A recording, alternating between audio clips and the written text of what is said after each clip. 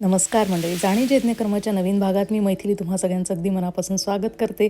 आणि आपण आज दिवाळी फराळातला एकदम मस्त साधा सोपा असा खूपच कमी साहित्यात होणारा पण तितकाच कुरकुरीत असा पदार्थ बघणार आहोत. खूप सोपा आहे हा करायला. वाटतं दिसायला अगदी नागमोडी असल्यामुळे वळणावळणांचा की कठीण असेल, पण अजिबात कठीण नाही आहे. तर नक्की या पद्धतीने एकदा हा करूनच बघा. हा पदार्थ आहे आपली साधी सोपी मस्तपैकी खारी शेव आहे. बघूया आपण प्रमाण. तर हे मी घेतलेलं आहे 2 कप इतकं बेसन, अर्थात 4 वाट्या. हे विकतचं पीठ आहे, तुम्ही दळून आणलेलं असेल तर उत्तम, पण नेहमी बेसनाचं पीठ चाळून घ्या. आणि हा थोडासा ओवा आहे 1 ते 1.5 टीस्पून, तो मी कुटून घेतला आहे खलबत्त्यात. थोडं तेल आपल्याला वरतून लावायला लागणार आहे किंवा साच्याला. आणि त्याच्यानंतर थोडं तांदळाचं पीठ घेतलं आहे, अगदी पाव कप म्हणजे 1/4 कप. अर्धा कप पाणी आणि थोडंसं स्वादाला मीठ. बस इतकंच साहित्य घालायचं आहे याच्यात आणि आपली मस्त शेव तयार होणार आहे. तर बेसन पीठ मी म्हटलं त्याप्रमाणे चाळून घेणं खूप महत्त्वाचं आहे. मी ते आधीच चाळून घेतलेलं आहे. आता याच्यामध्ये मी 1/4 कप इतकं तांदळाचं पीठ घातलेलं आहे.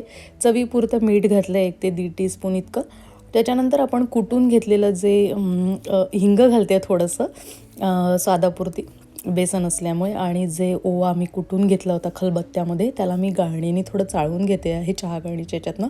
कारण काय होतं की आपण शेव करतो तेव्हा त्याच्यात मध्ये मध्ये जर तो ओवा अडकला तर ती शेव नीट पडणार नाही, म्हणून आपल्याला असं करून घ्यायचं आहे. तुम्ही जर मिक्सरला एकदम बारीक पूड केली तरीही चालेल.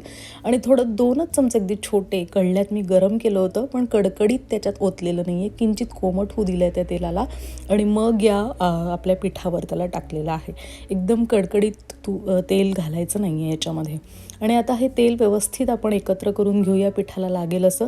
आणि मग अर्धा कप मी जे पाणी घेतलेलं आहे ते थोडं थोडं करत घालायचं आहे. एक लक्षात घ्यायचं आहे की हे शेव करताना पाणी खूप कमी लागतं आणि खूप अति पाणी लागत नाही आणि खूप कमी पण नको. पण व्यवस्थित आपलं पीठ भिजलं पाहिजे, मऊसर झालं पाहिजे. कारण आपण जर खूप घट्ट भिजवलं तर आपल्याला शेव पाडताना खूपच मेहनत लागेल आणि खूप पातळ केलं तर शेव नीट कुरकुरीत होणार नाही. त्याच्यामुळे पाण्याचं प्रमाण खूप महत्त्वाचं आहे या शेव करताना हे. तर ते आपण करूया. आणि हे पीठ चिकट असतं ना जरा बेसन, त्यामुळे ते हाताला असं भरपूर चिकटतं. तर ते मी चमच्याने जरा व्यवस्थित काढून घेतलं मळत असताना. आणि हे बघा असं पीठ भिजवलं आहे मी पूर्ण अर्धा कप पाणी वापरून. तर हे खूप सैलही झालं नाही आहे आणि खूप घट्टही नाही, एकदम मस्त मीडियम कन्सिस्टन्सीला एकदम व्यवस्थित झालेलं आहे की जे थोडं हलकंसं सैलसर पण वाटतं आहे. आणि वरतून त्याला छान हाताचं वगैरे निघून जाऊन किंचित तेल मी लावते आहे वरतून त्याला. आणि हे असं भिजवून ठेवेस्तोवरच आपण तेल जर तापायला ठेवलं तर ते पण आपलं काम होऊन जातं.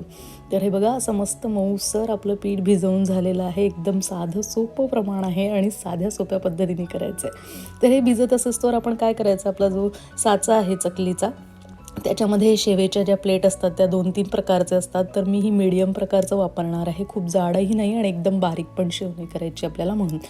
तर त्याला मी थोडं तेल लावून घेतलेलं आहे. म्हणजे काय होईल की ते शेव पडायला सोपं पडतं एकदम. आणि त्याचा जो आतला मऊ बाजू आहे, प्लेन बाजू आहे, ती आत ठेवायची आणि खरखरीत बाजू खालच्या बाजूने ठेवायची आहे.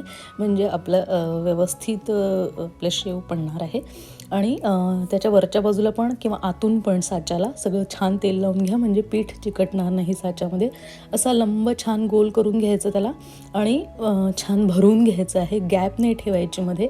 आणि हे सगळं करेस्तोवर पीठ थोडंसं ठेवेस्तोवर भिजून आपलं तेल पण छान तापलेलं आहे. तेल कडकडीत तापलेलं असलं पाहिजे, पण नंतर त्याला मीडियम करून घ्या. आणि हे असं मस्त डायरेक्ट साचाच त्या कढईवर घालून आपल्याला शेव पाडून घ्यायची आहे. गोल छान करायचं आहे. एक लक्षात ठेवायचं आहे की खूप त्याचे वेढे घ्यायचे नाही आहे पिठाचे. जर जितके जास्त वेढे घेऊ तितकं ते तळलं जाणार नाही नीट. त्याच्यामुळे 1 ते 2 वेढ्यातच हे बस करा. आणि छान 1 ते 2 मिनटं याला वेळ द्या एका बाजूनी व्हायला आणि मग दुसरी बाजू करा. आता तुम्हाला लक्षात येत असेल कढईमध्ये मी तेल थोडंच घातलेलं आहे, मुद्दाम ते थोडं घातलेलं आहे. कारण दिवाळी म्हटली की खूप फराळाचे पदार्थ होतात आणि बहुतेक तळणाचेच सगळे पदार्थ असतात. आणि त्यामुळे जर आपण असं तळणाचं तेल खूप घेत गेलो अगदी, तर ते मग परत दुसऱ्या पदार्थाला वापरता येत नाही, तिखटाचं गोडाचं तिखटाला. आणि मग ते सगळं पुन्हा पुन्हा वापरणं पण ते शक्य नसतं, वापरूही नाही. आणि मग ते वाया पण जातं. म्हणून मग थोड्या घाण्यातच किंवा थोड्या तेलातच एक घाणा हळूहळू करायचा आहे. आणि तुम्हाला लक्षात आलं असेल की पहिलंच आपल्या शेवेचा एक घाणा किती छान निघाला, एकदम गोल आणि मस्त. तर याला फक्त हळूवारपणे थोडा वेळ देऊन मस्तपैकी होऊ द्यायचं आहे या शेवेला. 2 मिनटं वगैरे लागतात आपल्याला एक घाणं व्हायला, 2 ते 3 मिनटं, कारण एका बाजूने त्याला छान होऊ द्यायचं आहे आरामात. आणि शेव घालायच्या आधी तेल म्हणजे गॅस मोठा करायचा आहे आणि नंतर तो कमी याच्यावरच ठेवायचा आहे, मीडियम याच्यावर. हे बघा, अशी कुरकुरीत शेव आपली तयार आहे एकदम फटाफट. याच्यात एवढ्या पिठामध्ये साधारण अर्धा किलो शेव तुमची तयार होते. 7-8 घाणे होतात मस्तपैकी आणि खूप छान शेव होते ही. तांदळाच्या पिठामुळे पण त्याला एक मस्त कुरकुरीतपणा येतो आणि खूप छान शेव होते. साधी शेव असल्यामुळे तुम्ही ही कशावरही घेऊन खाऊ शकता. पोहे, उपीट, चिवड्यावर तर आपण घेतो. तर अशा प्रकारे ही कुठल्याही याच्यासोबत जाऊ शकते ही शेव. तुम्ही 12ही महिने करूनही खाऊ शकता. म्हणजे बाहेर जी बाजारात मिळते त्याच्यापेक्षा घरी केलेली जास्त चांगली. तर अशी ही शेव दिवाळी फराळासाठी तर उत्तम आहेच, पण एरवीही तुम्ही करू शकता, मुलांना देऊ शकता आणि एकदम साध्या सोप्या पद्धतीने होते. जास्त पदार्थ साहित्य पण याला लागत नाही. आणि तुम्ही जर फ्लेवरवाली करायची असेल तर तशीही करू शकता लसूण वगैरे घालून. तर आपली ही शेव तयार आहे. 7-8 घाण्यांमध्ये मस्त ही अर्धा किलो शेव तयार होते एवढ्या प्रमाणात.